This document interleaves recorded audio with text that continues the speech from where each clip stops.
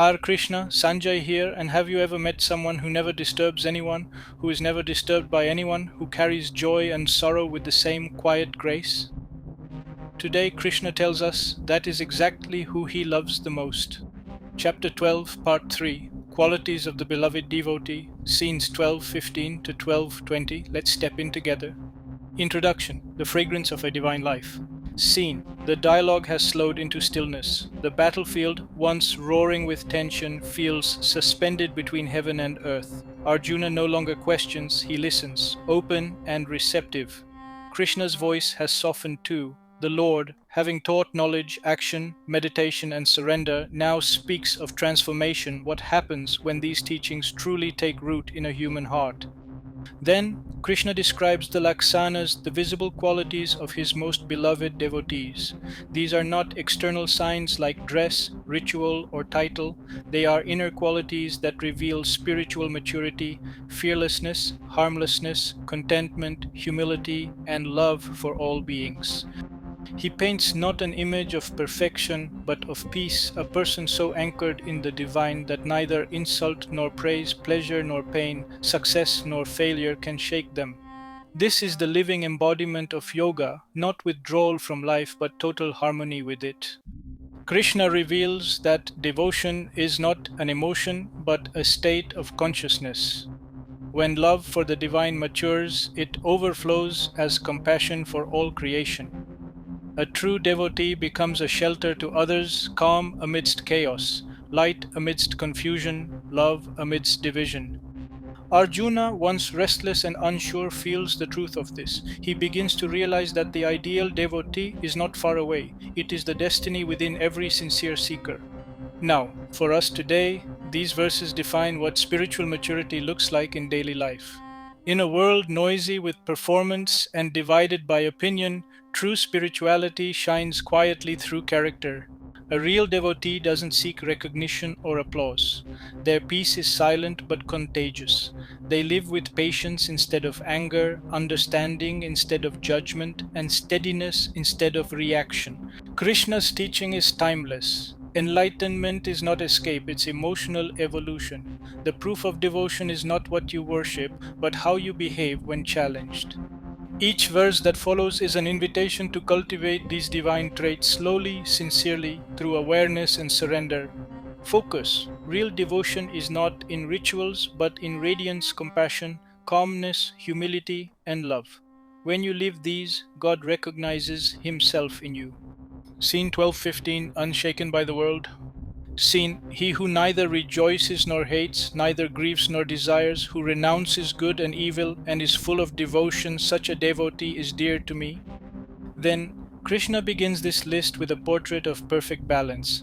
The true devotee is not numb, but free, not emotionless, but centered. Joy and sorrow may come, but they don't dictate his peace. Praise or blame may rise, but they pass like waves on still water. To renounce good and evil means to transcend the dualities of judgment. The devotee doesn't act from moral pride but from inner harmony. He doesn't chase reward nor fear punishment, he acts out of love. Arjuna understands this deeply. He has lived through the extremes of victory and despair. Now Krishna teaches him the middle path, the serenity that comes from resting in the divine rather than in outcomes. Now, this verse speaks directly to the modern heart. We live in emotional extremes, constantly reacting to news, people, and situations. True spirituality, Krishna says, is steadiness amidst flux. When the mind stops clinging to opposites, success and failure, gain and loss peace becomes unshakable. Such equanimity is not apathy but mastery. It's the freedom to feel without being ruled by feelings. Focus. The true devotee is calm in chaos, joyful without reason, and free from the tyranny of reaction. Peace is their natural state. Scene 12:16, Harmless, pure and wise. Scene, he by whom the world is not disturbed, and who is not disturbed by the world, who is free from joy, anger, fear, and anxiety, such a devotee is dear to me. Then, Krishna's voice here carries the gentleness of a whisper and the weight of eternity. He describes the devotee who lives in harmony with existence, whose presence does not cause disturbance, and who remains undisturbed by external chaos. Such a being is like a lotus. rooted in water yet untouched by it. The world's noise does not enter their inner silence. Their joy is not dependent on events, but springs from connection with the divine. For Arjuna, this is the ideal warrior saint, acting fully yet inwardly at peace. The true yogi can walk through battle or peace with the same inner stillness. Now, in our time of restlessness, this teaching feels like medicine. Many of us live in emotional contagion, reacting to every situation, opinion, or energy around us. Krishna reminds us that true strength is calmness. To be undisturbed by the world doesn't mean isolation, it means inner stability. Such people are anchors for others, their silence heals, their presence reassures, their faith steadies those in doubt. Focus. Do not disturb or be disturbed, this is divine poise. Be so rooted in peace that the world finds peace near you. Scene 12.17, the balanced devotee. Scene. He who neither expects nor resents, who is pure, skillful, impartial, and untroubled, who renounces all undertakings, such a devotee is dear to me. Then, Krishna now reveals the maturity of surrender, the devotee who neither demands life to be a certain way, nor resists when it isn't. They act without attachment, serve without calculation, and rest without anxiety. To renounce undertakings doesn't mean laziness, it means release of control. The ego's projects ambition, comparison, pride fade, and what remains is simple being. Arjuna recognizes that this is the culmination of all yoga. The warrior who once clung to results now learns to act purely for duty, not for desire. Now, in today's culture of hustle and competition, this verse redefines success. The truly skillful person is not one who does more, but one who does rightly with clarity and peace. To be untroubled is not indifference, it is wisdom born from faith. Krishna's devotee doesn't escape work, he transforms it. Each act is done as offering, without pride or pressure. Such a person radiates ease, the quiet beauty of one who has made peace with life. Focus, expect less, love more, and let go of control. The moment you stop demanding life to please you, life begins to bless you. Scene 12:18, equal to friend and foe. Scene, he who is the same to friend and foe in honor and dishonor, in cold and heat, in joy and sorrow, and who is free from attachment, such a devotee is dear to me. Then, Krishna describes the soul who has transcended duality. The true devotee no longer lives by the shifting scales of praise and blame, pleasure and pain, success and failure. Whether the world embraces or rejects them, they remain inwardly undisturbed, anchored in divine equilibrium. For Arjuna, this is both a challenge and an awakening. As a warrior, he knows the sting of criticism, the thrill of victory, and the pain of loss. Krishna now asks him to rise above these opposites, to fight not for ego, but for dharma, and to see the same divinity in both ally and enemy. This is the highest freedom, when no external condition can decide your peace.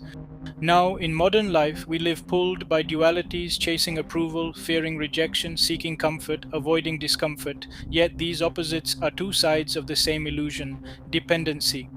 Krishna's teaching liberates us from emotional slavery. When you stop seeking validation, you start living authentically. When you stop reacting, you start responding from peace. The devotee who treats friend and foe alike doesn't become detached from compassion, they become detached from ego. Focus, the world will swing, stay still. When love becomes your center, praise and blame lose their power. Scene 12:19, silent strength. Scene, he who is silent, content with whatever comes, who has no fixed home, who is steady-minded and full of devotion, that devotee is dear to me. Then, Krishna's description now becomes almost poetic. The true devotee is silent, not because they have no words, but because their mind is at rest. Their silence speaks louder than sermons. They are content with whatever comes because they see everything as grace, whether pleasant or painful. They have no fixed home, not in the physical sense, but in attachment. Their dwelling is inward, in the heart of God. Such a person is steady-minded because they live in trust, not intention. Their devotion is not loud, but luminous, quiet, consistent, and complete. Now, this verse perfectly captures spiritual maturity for the modern age. In a world obsessed with expression, noise, and self-promotion, Krishna praises silence, simplicity, and surrender. The true spiritual person is not one who gathers followers, but one whose presence itself heals. This is not escapism, but engagement without ego. When you live from inner stillness, you can act in the world without being consumed by it. You are everywhere, yet inwardly at home. Focus. Stillness is not withdrawal, it's power contained. The quiet heart influences more deeply than the loud mind ever can. Scene 1220, the Supreme Devotee. Scene. Those who follow this immortal Dharma of devotion, who have faith and love for me, are exceedingly dear to me. Then, Krishna closes his teaching with a blessing, a benediction of love. The path of devotion, he declares, is Amartam Dharma, the immortal way. Those who walk it with sincerity and faith become his very own. For Arjuna, this is the culmination of his entire journey so far. From confusion in chapter 1 to surrender in chapter 11, he now understands the purpose of life is not conquest or control but communion. The true victory is not over enemies but over ego. Krishna doesn't say the greatest yogi, the wisest scholar, or the strongest warrior is dear to him. He says the one who loves. This is the divine reversal. Heaven is not earned through strength, but through surrender. Now, in today's fragmented world, this verse is a healing truth. Faith and love are not old-fashioned virtues. They are the very medicine for modern anxiety. The heart that loves sincerely becomes fearless, and the mind that trusts deeply becomes free. Devotion is not an emotion, it's a way of being. You can live it anywhere, in the office, at home, in solitude, or in service. Krishna's final message is not about religion, it's about relationship, the living connection between soul and source. Focus. Love is the final yoga. When your heart beats with faith and your actions flow from love, you live in the eternal. Closing summary, the beloved of the beloved. Scene. The dialogue softens. The air of Kurukshetra feels changed, as if the battlefield itself has become a temple. Arjuna stands, no longer trembling, no longer questioning. He understands that Krishna's true presence is not just in the divine form he saw, but in the peace he now feels within. Then, through these final verses, 12:15, 12:20, Krishna has revealed the living portrait of the perfected devotee. This person is unshaken by the world, 12:15, harmless and inwardly calm, 12:16, balanced and selfless, 12:17, equal to all, 12:18, silent and content, 12:19, and full of love and faith, 12:20. This is not an unattainable ideal, it is the destiny of every sincere heart. These qualities are not achieved through effort alone, but through grace born of surrender. The more one loves God, the more one becomes like Him, serene, compassionate, and vast. Krishna's final teaching is not about escaping life, but perfecting participation in it. The true devotee is not withdrawn from the world, but moves through it as its quiet blessing. Their very presence brings calm, their eyes reflect understanding, their words heal, their actions unite. Now, for modern seekers, these verses are a guide to emotional and spiritual mastery. True spirituality is not loud, exclusive, or dramatic, it's gentle, inclusive, and steady. The world measures success by achievement.